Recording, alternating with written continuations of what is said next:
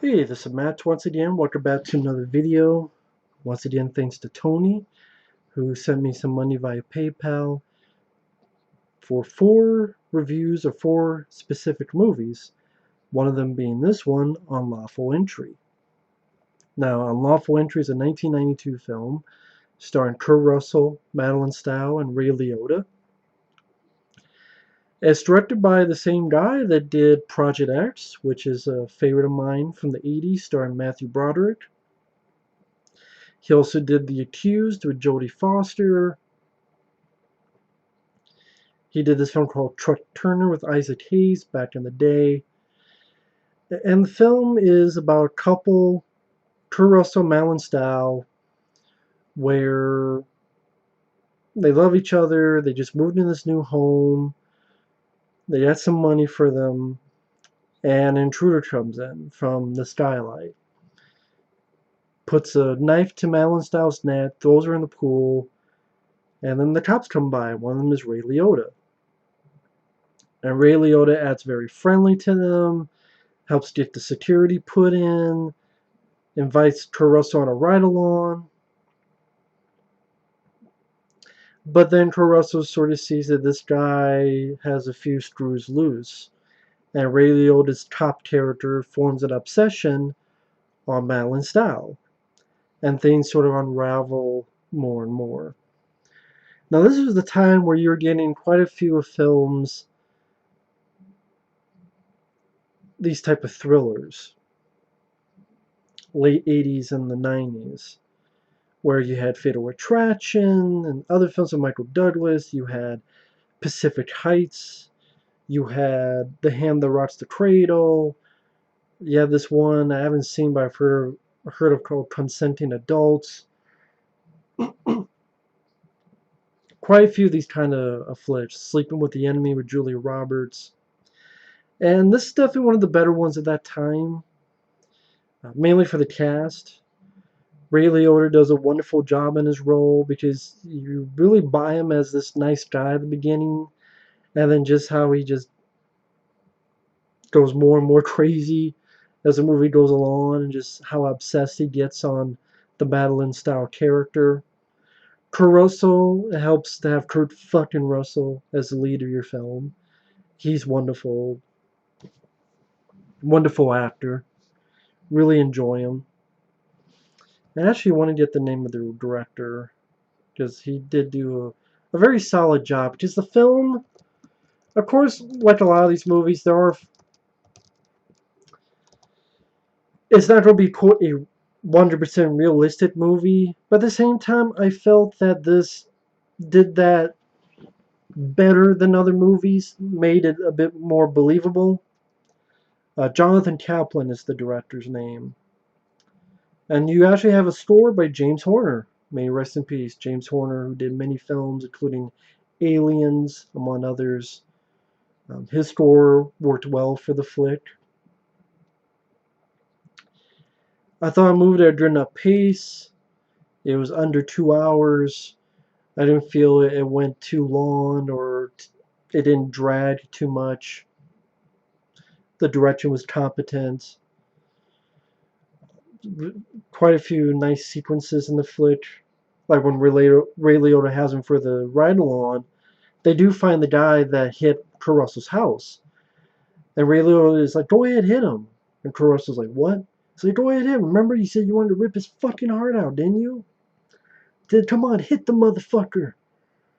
And Kurt Russell's like, well, wait a minute, I was saying that, but doesn't mean to do it for real. You caught him.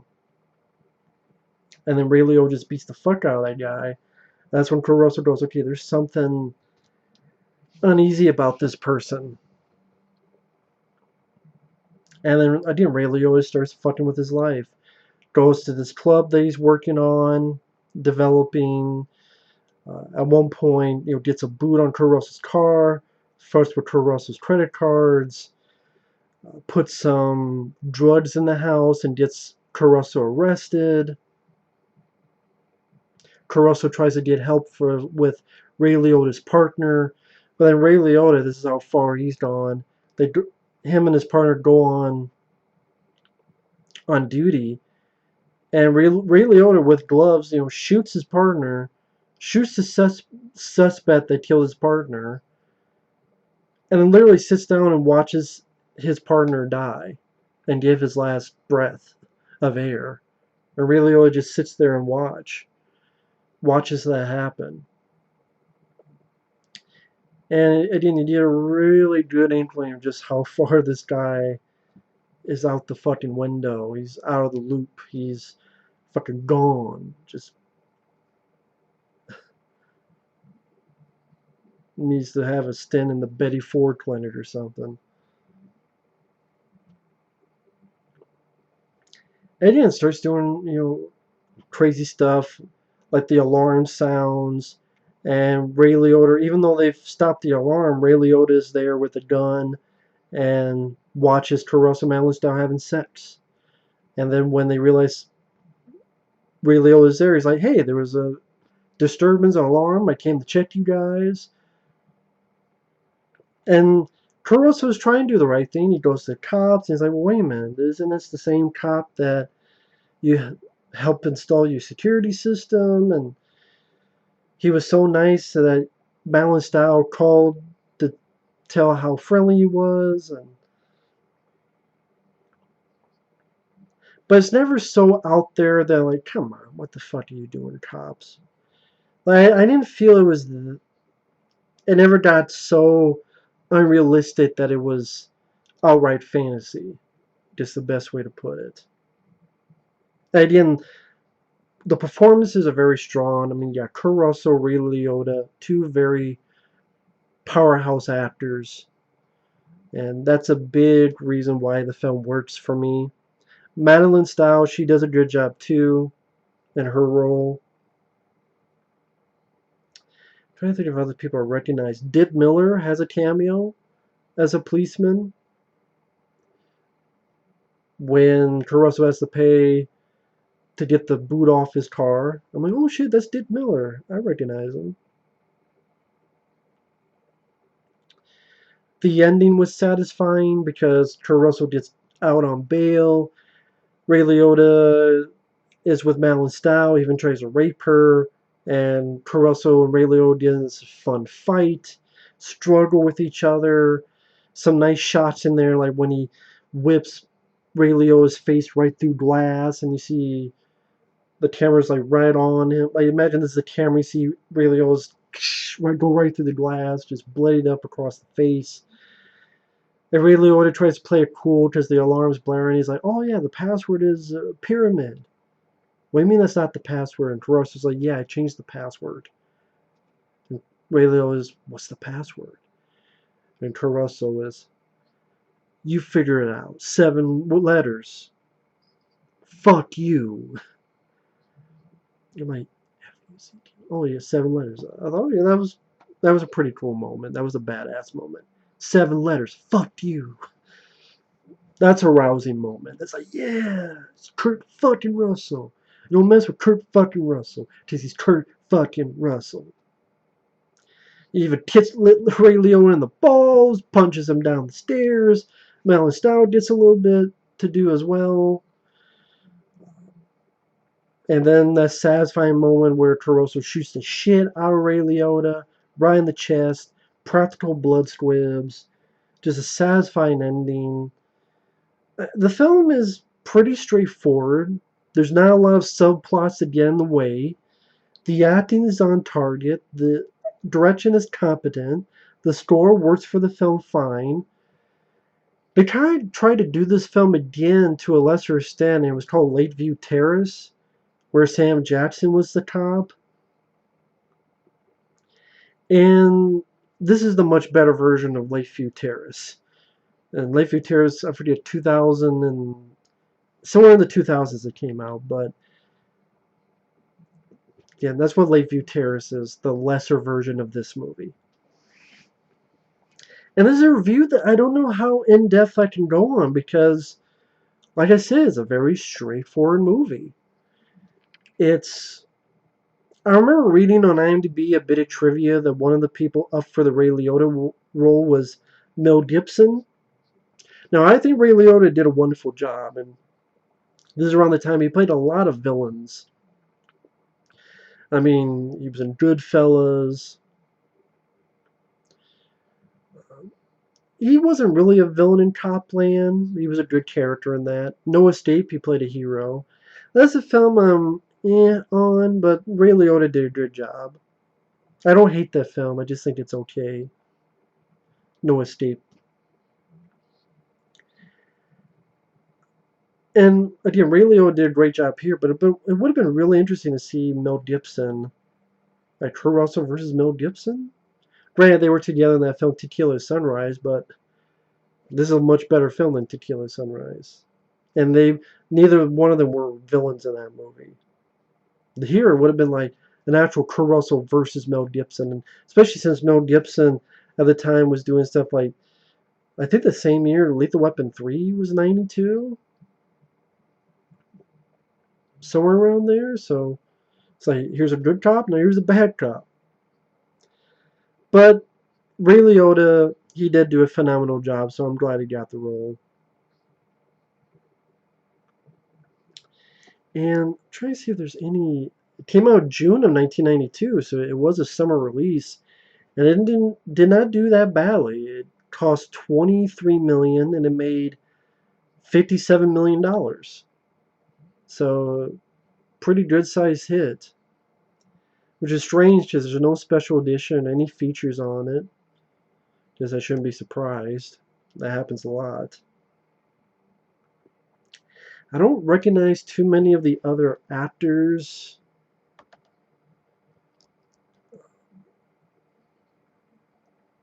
Huh. Jamon Hounsou from Amistad. He has Small War and Deep Rising. He's in the film as Prisoner on Bench. Didn't know that. Oh, that's who it was. Okay, I thought I recognized him. The guy who is Ray Liotta's partner, police partner, is Roger Mosley. He played the character TC in Magnum PI. Which that's a show I would like to get on DVD someday and give another watch. But I remember him being good in that TV show. He did a good job here too. I thought he was familiar. Okay, so yeah, TC from NMPI. He's in this again as Ray Liotta's partner. Filming took place in and around L.A. The house that was used for Kurt Russell and Madeleine Stowe's residence is located at 546 Wilcox Avenue. Production wrapped in February of 1992. Got good reviews. Roger Ebert praised director Jonathan Kaplan for giving the film's story a sense of realism with its locations, characters with unrestrained realism from the actors, and having undertones of a serious social drama when confronting fears about delusional police authority. I agree with Roger Ebert. There you go. Variety's Tom McCarthy, a very effective victimization thriller praising the performances of Ray Liotta and Kurt Russell. I agree with that.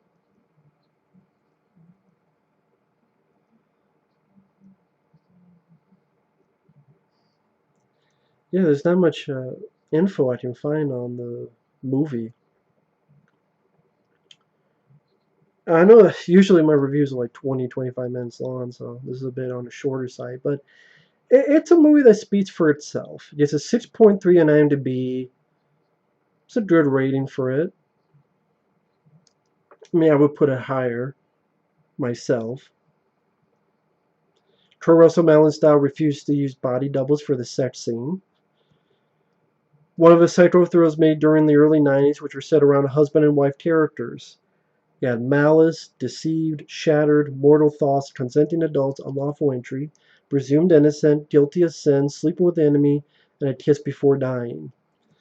Ray Liotta got nominated for an MTV Movie Award in 1993 for Best Actor for this movie. There was a Bollywood remake. Bollywood is in India. A Bollywood remake of the film in 1996 called Fareb.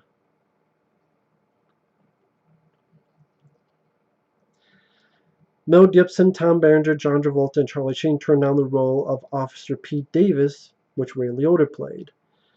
Tom Berenger, he would have worked, but I don't know. I guess I've seen him crazy before in films like Platoon. John Travolta, eh, I like John Travolta as an actor. Maybe not for this movie though. Charlie Sheen, he kind of did that later as a fireman in Under Pressure, which I've seen bits and pieces of. And then yeah, Mel Gibson would have been interesting.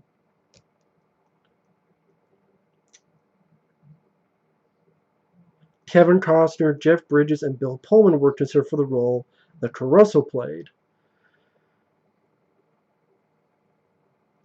Uh, Jeff Bridges kind of played, well, not the same role, but I was thinking of the Vanishing remake, which I know a lot of people hate that, but yeah, I thought it was an. Oh no, he was the villain in that. There was Kiefer Sutherland I'm thinking of. I forgot. Like no, wait a minute. Yeah, Jeff Bridges was the villain in that. Never mind. This is the hero role. You know what? I liked all three of those actors, but I think Caruso. It was great to see him in this kind of role. So I think Caruso was the best choice for it.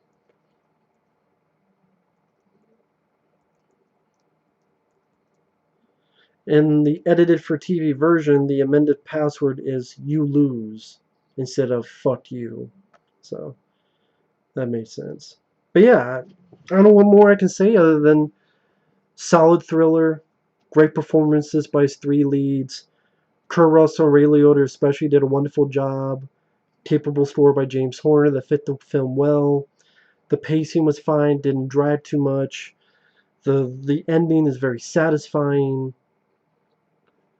Again, it does have a sense of realism in the fact that it wasn't too cartoony. Maybe that's the word I'm looking for. It wasn't cartoony. It wasn't goofy. It wasn't over the top fantasy. And yeah, I think the director did a pretty good job. So that's my thoughts on Unlawful Entry. Good flick. Good flick. Honestly, of the four films he asked me to review, it's the one flick I liked. So thanks for watching. Take care. And we will see you later. Bye bye.